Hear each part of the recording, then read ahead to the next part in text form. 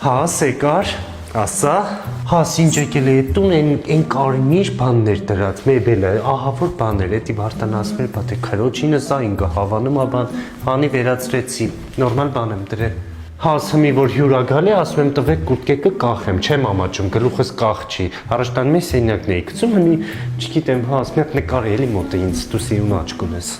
Հա, ստե կուխնյայի մեբելներ էի փոխել, տեսել էի, հեսանած ստե կոֆե կտնեմ իրար հետ կխմենք ազիս։ Հա, հեսա էս Forto Furniture, որ կա ես իրանց էի պատվերը տվել, ճիշտ է Վարդանի ձեռը չկար, բայց աղբերս ստես Ռուսաստանից ուղարկեց մի 20,000 ռուբլի, մնացածը դե Վարդանը վարկ վերցրեց։ Մի խոսքով այտենց աղբորս շնորհիվ առանք էլի, չգիտեմ, սաղ արեցինք ժամանակին, նորմալ, իրանց ասած ժամկետներում սարքին, բերին դրեցին, բանել եմ ինձ տարել զալը։